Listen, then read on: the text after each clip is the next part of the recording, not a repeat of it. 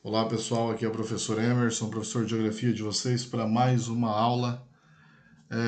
E hoje nós trabalharemos os conteúdos das páginas 785 a 792. Geopolítica do pós-guerra, com os seguintes conteúdos: Guerra Fria, o mundo bipolar, mundo multipolar, queda do Muro de Berlim e metamorfose soviética. Pegou o material, colocou do ladinho aí e acompanhem fazendo as anotações de cada um, beleza? Então vamos dar início. E nós começamos falando ali sobre a questão da Guerra Fria e o mundo bipolar. Terminando então a Segunda Guerra Mundial em 1945, os Estados Unidos da América se consolidaram como sendo a superpotência capitalista. Do outro lado, nós tínhamos a União das Repúblicas Socialistas Soviéticas, a URSS, que surgia como sendo a superpotência socialista. De um lado, então, os Estados Unidos procuravam manter sua liderança sobre vastas áreas do mundo. Do outro lado, a URSS propunha, então, fazer a ampliação dos seus domínios. Desse cenário vai surgir, então, a Guerra Fria lá no ano de 1947. Lembrando que a Guerra Fria começa em 1947 e ela vai se estender até 1991. E aí o material de vocês diz assim: as duas superpotências e seus aliados ou satélites passaram a disputar a liderança do mundo e os benefícios da dominação. Então não se esqueçam desse cenário de início. Foi logo após o final da Segunda Guerra Mundial, 2 anos depois, que nós temos então o início desta guerra chamada de Guerra Fria. Fria porque o termo Guerra Fria? Fria porque ela foi uma guerra que ela não vai acontecer de fato entre essas duas superpotências. Serão conflitos onde nós vamos tendo a participação de um dos lados. Na guerra do Vietnã, por exemplo, os Estados Unidos combateram o Vietnã e quem apoiava os vietnamitas era o URSS. Lá na guerra do Afeganistão, 1979 a 1987, a URSS então vai combater ali contra os afegãos e quem estava do outro lado dando o apoio e o suporte necessário foram os Estados Unidos da América. Então é uma guerra que entre essas duas potências nunca aconteceu, mas elas financiavam os grandes conflitos que ocorreram dentro desse período, principalmente se o seu adversário direto estivesse envolvido. E aí agora eu fiz aí a mudança do slide e nós vamos falar um pouquinho sobre a questão do mundo multipolar. O modelo soviético começou a mudar radicalmente no final da década de 80, especialmente na Europa Oriental e na própria ex-URSS, ex-União Soviética. A política da perestroika, reestruturação econômica, que ela vai ser levada adiante desde 1986 pelo Mikhail Gorbachev, que era então o secretário-geral da URSS, obteve grandes avanços na questão da liberalização desse modelo. E quando vai acontecer então a revogação da doutrina soviética por Gorbachev, isso vai provocar ali o fim do bloco geopolítico socialista, assentado então no poder dos partidos comunistas. Isso acontece lá no ano de 1991. Então, os desdobramentos da política imposta ali por Gorbachev aliviaram as tensões internacionais que tanto marcaram o período de Guerra Fria. E isso vai permitir então que surja um novo modelo de geopolítica mundial. Então, ao invés de nós termos o mundo pautado em dois grandes centros, Estados Unidos da América e União Soviética, capitalismo e socialismo, nós vamos tendo então o início da formação dos blocos econômicos. Isso vai gerar então a multipolarização mundial, da economia mundial, porque o poder deixa de estar centrado somente nas mãos dos Estados Unidos da América e da ex-URSS. Lembrando que a hegemonia econômica dos Estados Unidos frente às demais nações do mundo e também frente às questões dos grandes blocos que nós temos aí nós citamos a questão do exemplo do bloco da União Europeia, os Estados Unidos, né, mantém essa questão hegemônica de ser a superpotência mundial, mas ele não está sozinho, e ele não tem um adversário direto, porque hoje nós temos grandes centros econômicos espalhados por todo o mundo. Haja vista a situação da China, né? Haja vista a situação dos países que formam ali a União Europeia. Nós temos também certa força econômica na América Latina com a questão do Mercosul. Então nós vemos que o mundo hoje ele é composto por grandes áreas econômicas espalhadas e não mais concentradas como era durante o período da Guerra Fria. Porque até o período da Guerra Fria tudo estava centrado ou em Estados Unidos da América ou o RSS. E aí nessa troca de slides agora nós vamos falar um pouquinho sobre a questão da queda do Muro de Berlim. Então, sendo uma das maiores potências industriais do globo, a Alemanha esteve dividida entre 1949 a 1990, como reflexo da sua derrota na Segunda Guerra Mundial. Então o país ele foi ocupado pelos aliados EUA, Estados Unidos da América, Reino Unido, França e o RSS.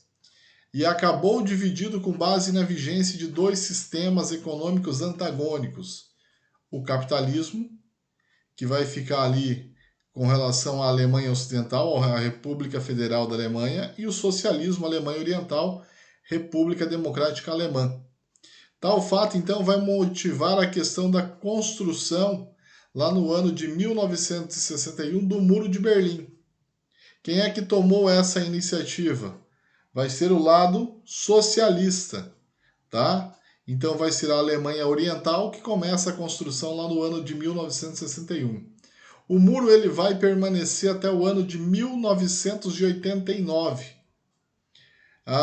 Esse muro, então, dividia o país e provocava, então, a separação, muitas vezes, de famílias que estavam do lado oposto do muro e que ficaram sem contato durante todo esse período aí de Guerra Fria. E esse fato aí dessa divisão da Alemanha em duas partes e essa tensão que vai causar essa divisão dentro do continente europeu, ela vai ficar conhecida então como Cortina de Ferro, ou seja, a separação da Alemanha então em duas partes. A Alemanha ela vai ser reunificada então em 1990. O muro caiu em 89, 1990 nós temos a reintegração, então a reunificação, só que ainda se investe pesadamente na equiparação dos níveis de desenvolvimento desses dois lados que compõem o país. Principalmente, há um investimento muito grande no lado oriental, porque o lado oriental ele apresenta uma demanda socioeconômica inferior com relação ao lado da Alemanha ocidental, da Alemanha até então ocidental. Então, o governo alemão nos dias atuais faz investimentos maciços e pesados para buscar essa equiparação dos níveis de desenvolvimento econômico do país. Então, caminhando aí para o nosso final, nós vamos falar sobre a questão da metamorfose soviética, ou sobre uma questão aí sobre a história da URSS, né? Então, no século XIX, durante a evolução do capitalismo industrial, surgiram vários teóricos que estruturaram as bases do socialismo científico. Entre eles, então, Karl Marx. E eles acreditavam que o socialismo era uma negação do capitalismo e que se desenvolveria um processo revolucionário comandado pela ditadura do proletariado. Karl Marx ele ia além, porque ele tinha como proposta então que nessa transição haveriam duas fases, a fase do socialismo e a fase do comunismo. E aí falaremos inicialmente sobre a questão do socialismo. Então o socialismo, a primeira é instalada logo após o capitalismo, o operariado criaria um Estado proletário, ainda impregnado pela cultura burguesa. Os trabalhadores receberiam um salário igualitário e comum, e a propriedade privada seria abolida e passaria então a pertencer ao Estado. Já no segundo momento, o comunismo, o Estado desapareceria, novos valores culturais surgiriam e o trabalho seria remunerado segundo as necessidades de cada um. Então, de fato, aquilo que foi proposto, segundo Karl Marx, né, o chamado socialismo e avançando para o capitalismo, ele nunca aconteceu no seu auge, ele nunca vai conseguir atingir ali o seu sucesso total, tá? Então, o sistema que de fato foi aplicado em diversas regiões do globo, em sua maioria por influência direta da URSS, foi denominado socialismo real, que apresentava as seguintes características.